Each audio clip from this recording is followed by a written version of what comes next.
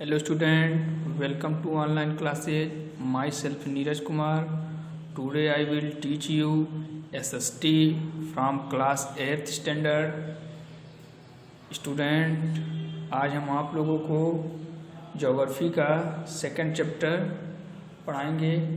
Natural resources, land, soil, water, natural vegetation and wild life.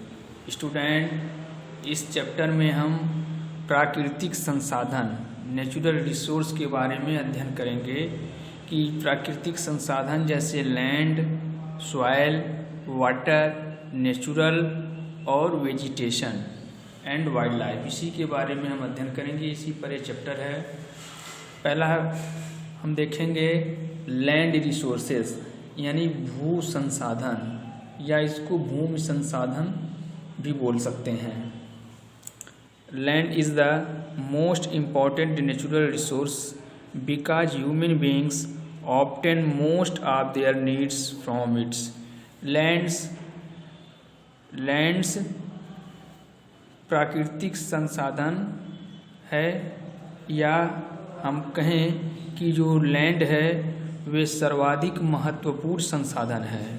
भूमि सर्वाधिक महत्वपूर्ण संसाधन है बिकॉज, क्योंकि ह्यूमन बीइंग्स जो मानव संप्रदाय हैं अपनी ज़रूरत की सारी चीज़ों को इसी से प्राप्त करते हैं। मनुष्य की जितनी भी आवश्यकताएं हैं वह लैंड से प्राप्त करता है। Land can be put to different uses according to the need of human beings and according to its location. इसमें हम देखेंगे कि लैंड को हम अपने आवश्यकता के अनुसार, या मनुष्य अपने आवश्यकता के अनुसार लैंड को विभिन्न रूप से प्रयोग करता है। And according to its location, उसके लोकेशन के अनुसार, यानी जो भूमि है मनुष्य अपने आवश्यकता अनुसार या उसके लोकेशन की स्थिति के अनुसार प्रयोग करता है। A piece of land which is very fertile is used for cultivation of crops, whereas a piece of land which contain mineral is used for mining. इसमें देखेंगे कि जो भूखंड का जो बहुत उपजाऊ क्षेत्र है, भूखंड का जो उपजाऊ टुकड़ा है उसको हम कल्टीवेशन के लिए प्रयोग करते हैं। जो विभिन्न प्रकार के क्रॉप्स हैं उसको खेती के लिए हम प्रयोग करते हैं, विभिन्न प्रकार के फसल उगाते हैं। जबकि जो लैंड मिनरल को कंटेन किए हुआ है, जहाँ पे खनिज पदार्थ पाए जाते हैं, उसका प्रयोग हम माइनिंग के लिए करते हैं। यानी उसको हम खोदकर जो अंदर खनिज पदार्थ हैं उसको निकालते हैं। The extent of available in any region is limited.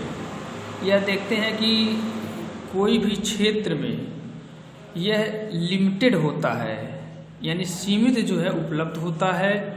So the whole community और the region will have to use the available and resource with the proper planning.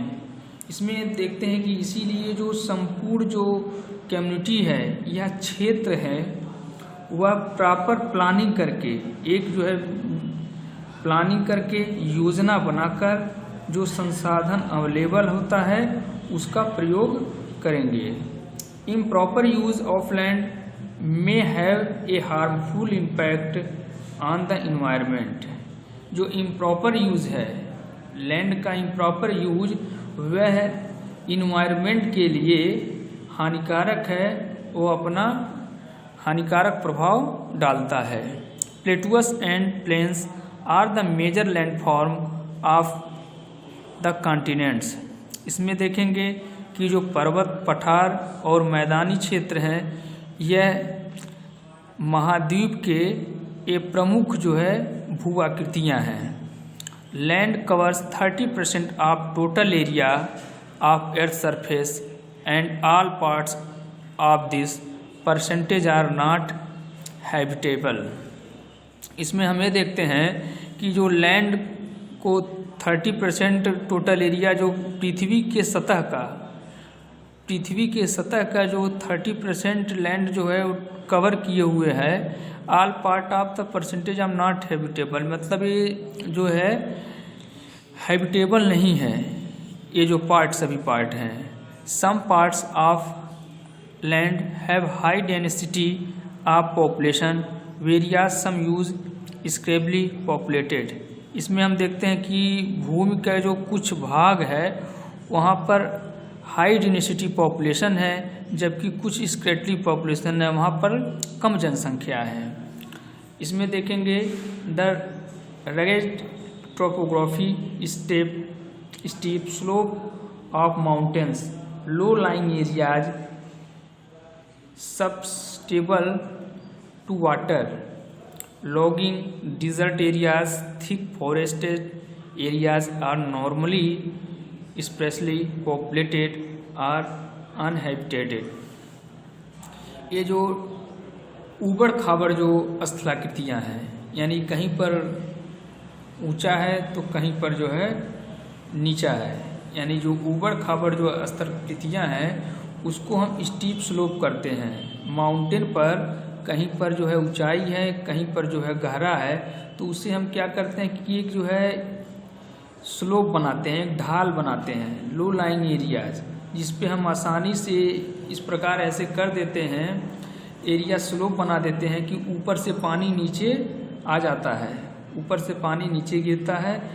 और डिजर्ट एरिया जो रेगिस्तानी क्षेत्र हैं, थिक फॉरेस्टेड एरिया और normally specially populated और अनहैबिटेड, यानी इस प्रकार की जो भू आकृतियाँ हैं वह कम है, वहाँ पे जो है अनहैबिटेड है और नॉर्मली वहाँ पर कम लोग पाए जाते हैं, कम पॉपुलेटेड है। Plains and river valleys offer suitable land for agriculture. यहाँ पर देखते हैं कि जैसे प्लेन्स हो गया, मैदानी क्षेत्र हैं, नदी घाटियाँ हैं, ये कृषि के लिए सूटेबल भूमि को प्रोवाइड करती हैं। हैंस प्राय these are the densely populated areas of the world. प्राय इस प्रकार के जो सघनतापूर्वक पॉपुलेटेड विश्व के जो सघनतापूर्वक जो पॉपुलेटेड जनसंख्या है वो इसी क्षेत्र में पाई जाती है, मैदानी और जो नदी घाटियों वाले क्षेत्र में, क्योंकि यहाँ ये प्रकार की भू आकृतियाँ कृषि के लिए सूटेबल होती हैं। अब हम देखेंगे लैंड यूज, यानी लैंड यूज ये भूमि का प्रयोग। Using land for different purpose such as cultivation of crops, grazing of animals, building houses and roads, mining and manufacturing is commonly term as land use. इसमें देखेंगे कि जो भूमि का प्रयोग जो है विभिन्न उद्देश्य से किया जाता है।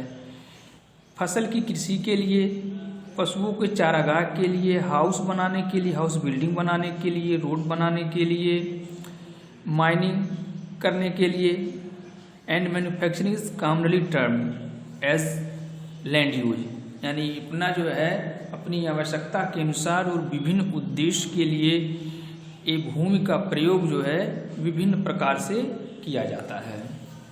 The proportion of land put the two different uses varies from one region to another। जो लैंड का जो समानुपात है वे विभिन्न उसका प्रयोग है। Varies from one region to other, एक क्षेत्र से अन्य क्षेत्र में उसकी विभिन्न यूजेज हैं, प्रयोग हैं। It is referred to as land use pattern. यह रिफर्ड करता है कि जो भूमि का जो है पैटर्न किस प्रकार है और कैसे हम उसका प्रयोग करते हैं। It also varies within a region over time. ये हम देखते हैं कि ओवर टाइम, पूरे टाइम जो रीजन है, क्षेत्र है, उसके अंदर जो है भिन्न भी है। The growing population in many parts of the world has converted parts of forest into crops lands और agriculture land into non agricultural uses such as building roads and airports. Population growing, यानी जब जनसंख्या बढ़ती है तो विश्व के बहुत से पार्ट में, बहुत से हिस्से में कन्वर्ट होते हैं फॉरेस्ट पॉट से क्रॉप लैंड में। यानी जैसे जब जनसंख्या बढ़ेगी, जनसंख्या का विकास होगा, तो जहाँ पे फॉरेस्ट है वो फॉरेस्ट से उसको जो है क्रॉप लैंड में उस भूमि को चेंज कर देते हैं या एग्रीकल्चरल लैंड में परिवर्तित हो जाता है।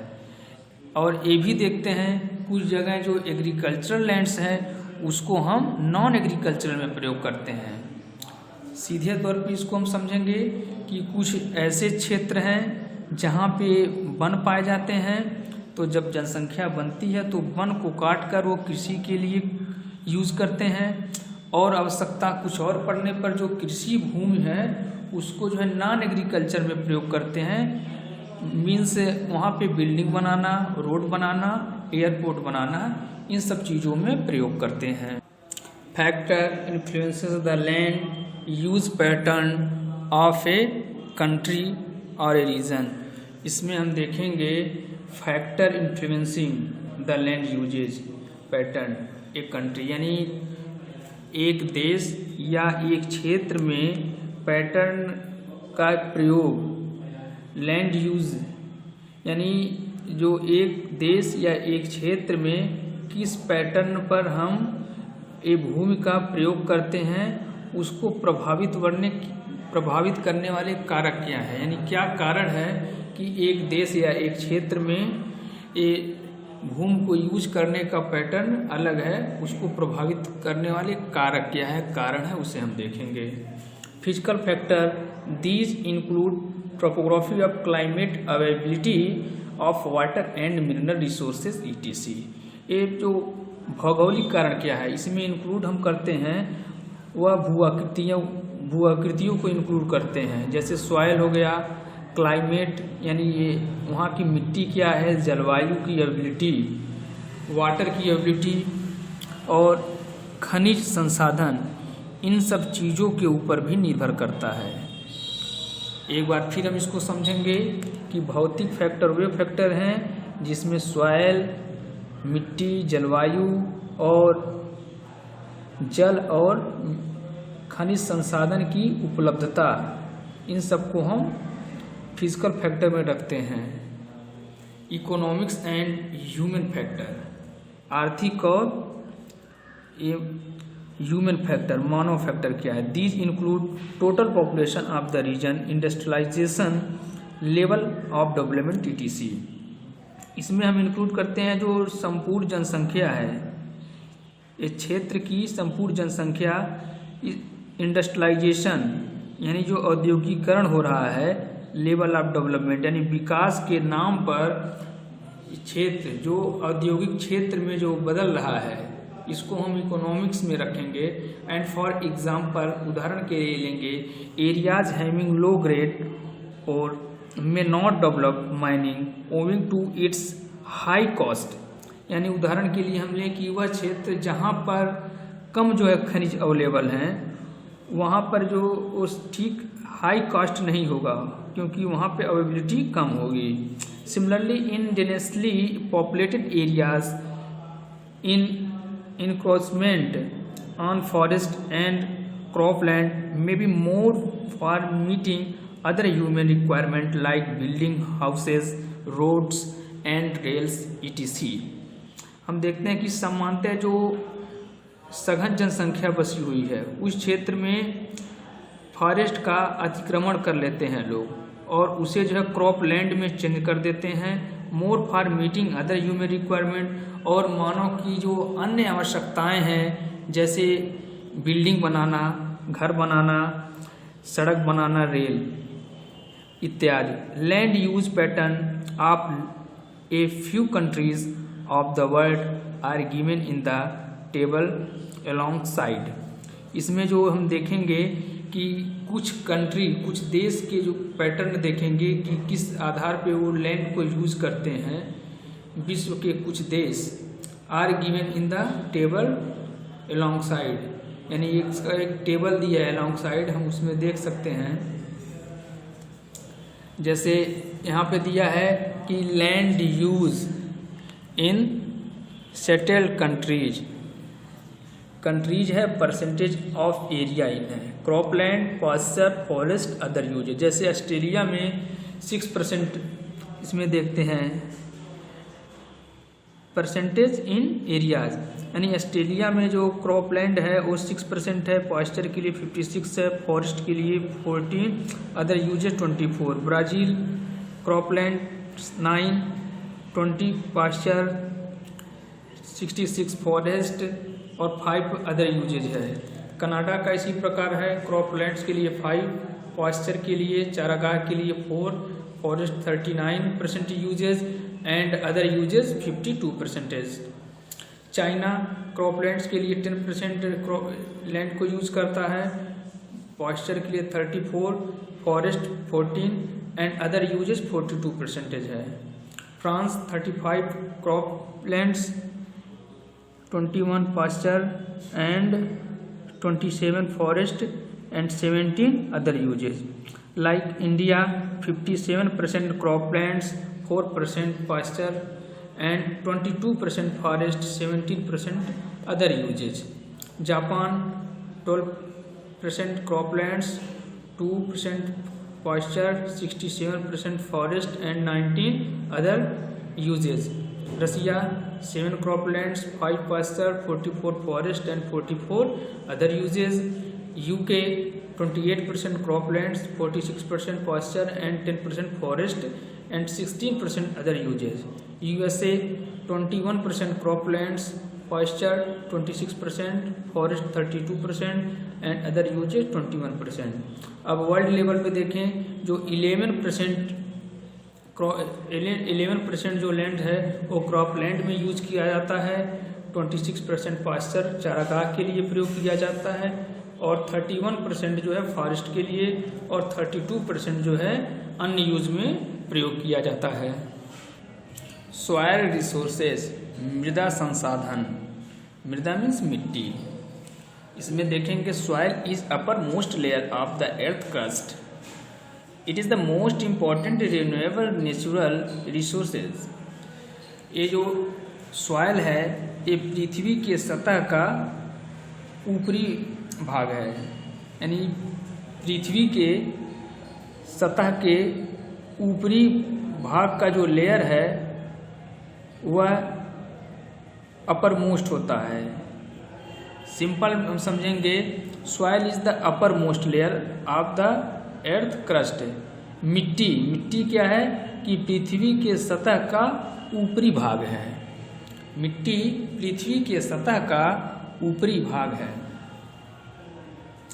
It is most important renewable natural resource, यह सर्वाधिक महत्वपूर्ण रिन्यूएबल नेचुरल रिसोर्स है, यानी इसका प्रयोग हम बार बार करते हैं। एक बार प्रयोग करने के बाद यह खत्म नहीं होता है, इसका हम यूज़ अगेन एंड अगेन, इसका प्रयोग हम बार बार करते हैं। Soil is the medium is which plants grow, soil माध्यम है, सॉइल एक माध्यम है जिसमें पौधे उगते हैं।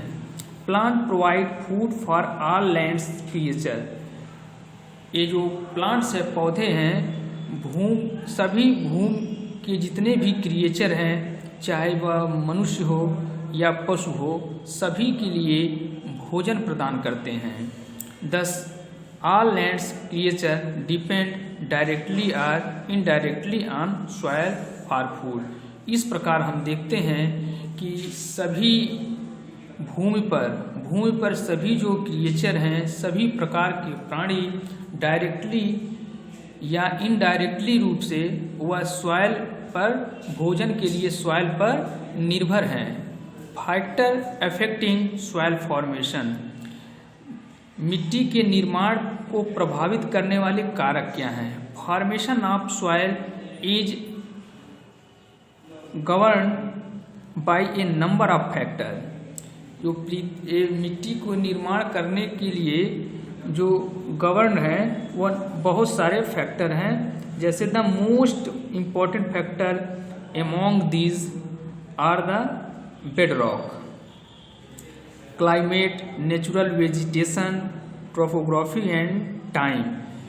इसमें जो सर्वाधिक महत्वपूर्ण जो कारक है इसमें बेडरॉक है, यानी इसमें बोलते हैं कि मिट्टी के जो कण हो गए, बेडरॉक हो गए, जो खराब मिट्टी हो गए, और क्लाइमेट, नेचुरल वेजिटेशन, प्राकृतिक वनस्पतियां हैं, ये भूआकृतियां हैं, और समय, ये सब जो है सर्वाधिक महत्वपूर्ण कारक हैं ये सॉइल के फॉर्मेशन के लिए। नंबर फर्स्ट है पेरेंट मटेरियल, यानी जो आंशिक जो खनिज हैं। The source of the bedrock, parent material यानी जो मूल होता है, मूल जो मटेरियल है। The source of the rock fragments that make up the soil is parent material, यानी ये पहला जो मटेरियल होता है जिससे जो है हम मिट्टी का निर्माण जैसे होता है। विच में आइदर द बेडरॉक और loose sediments transported elsewhere by water, wind और आइस। जब कोई भी बेडरॉक लूज होता है, सेडिमेंट ट्रांसपोर्ट करता है एक जगह से दूसरे जगह, वाटर, विंड और आइस, यानी जब मिट्टी एक जगह से कटकर दूसरे जगह जाकर जब जमा हो जाती है, सेडिमेंट उसे हम बोलते हैं, अवसाद। The surface rocks are expose to process of weathering and suffer decay and decomposition. इसमें हम देखेंगे कि जो चट्टानों का सतह एक्सपोज्ड होता है ये वेदरिंग प्रोसेस से, वेदरिंग प्रोसेस ऑफ वेदरिंग जो मौसम के परिवर्तन से होता है, and suffer decay and decomposition अपघटन के फलस्वरूप होता है। In this process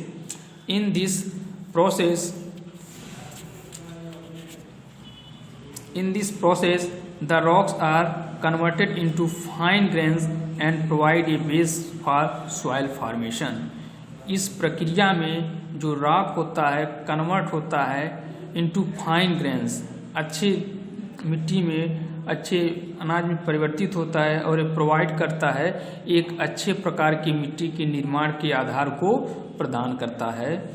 The soil of northern plains of India have been largely derived from the depositional work of the Himalaya river.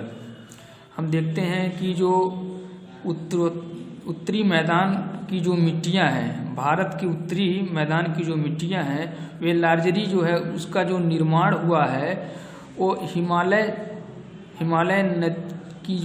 जो नदियों के द्वारा डिकम्पोजिशन के फलस्वरूप हुआ है। यानी जो हिमालय से निकली जो नदियां हैं वो अपने साथ डिकम्पोजिशन की हैं। जब नदियां भी चलती हैं तो अपने साथ जो मिट्टी लाती हैं बहाकर, उसके द्वारा ये निर्माण हुआ इस मिट्टी का। The river deposit very fine particles of soil called alluvial in the plains during the course of their long journey spread over hundred of kilometer and thousand of year।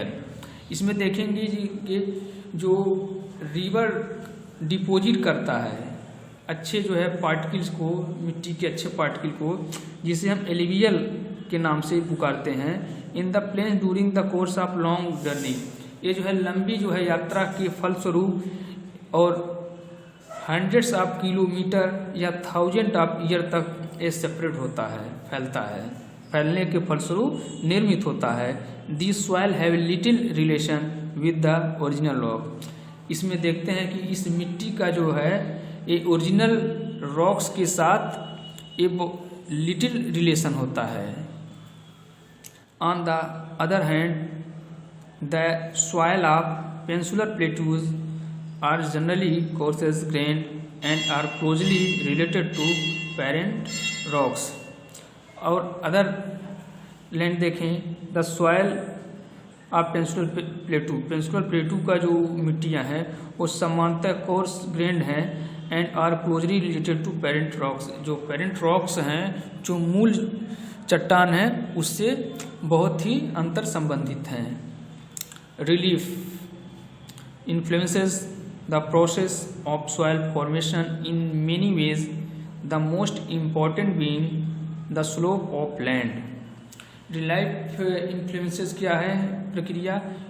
इस प्रक्रिया में जो मिट्टी की प्रक्रिया होती है वो फॉर्मेशन इन मेनी वेज, बहुत से वे में होता है, और most important being the slope of land.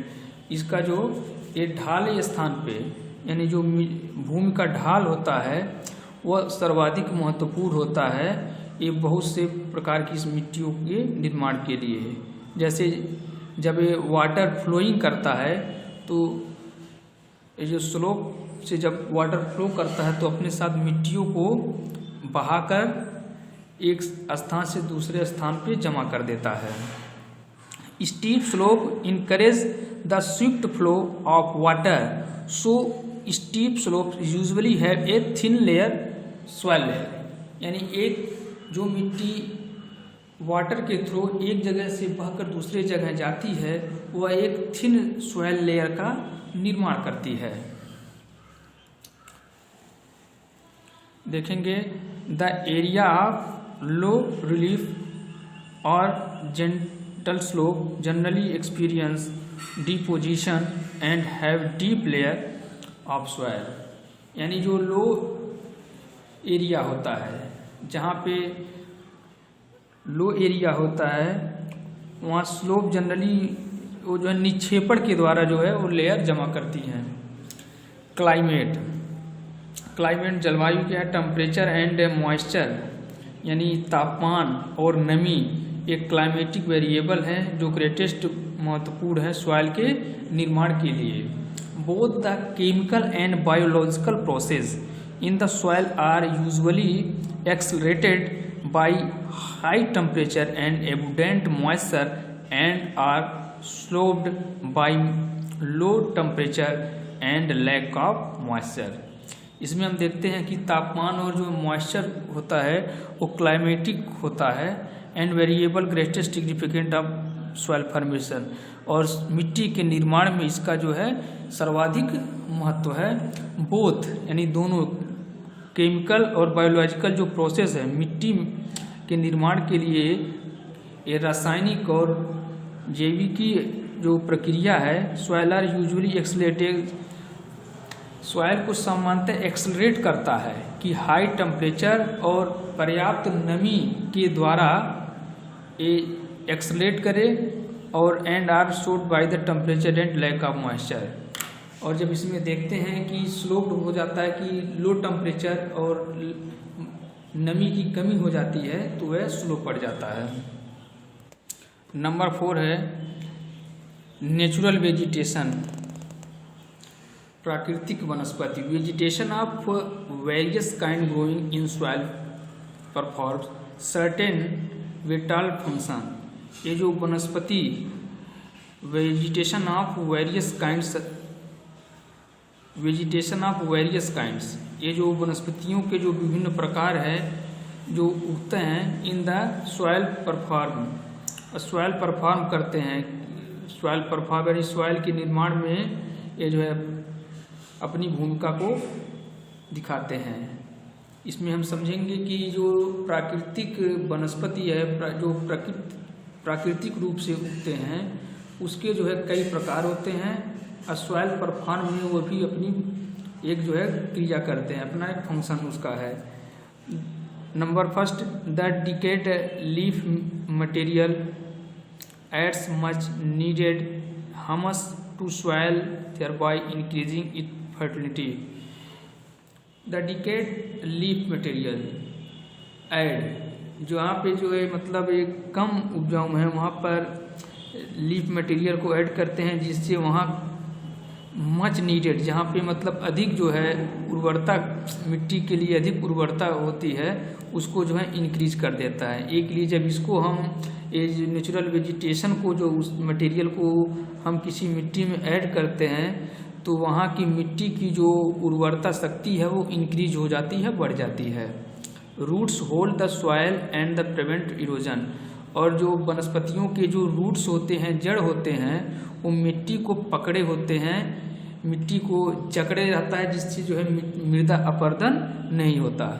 Student, ये जो है सेकेंड चैप्टर का फर्स्ट पार्ट है, और सेकेंड पार्ट में हम आपको सॉइल इरोजन और सॉइल इरोजन के कारण क्या है और कुछ मेथड बताएंगे कि जिससे हम सॉइल इरोजन मृदा के अपरदन को संरक्षित कर रोक सकें, जिससे मृदा अपरदन ना हो।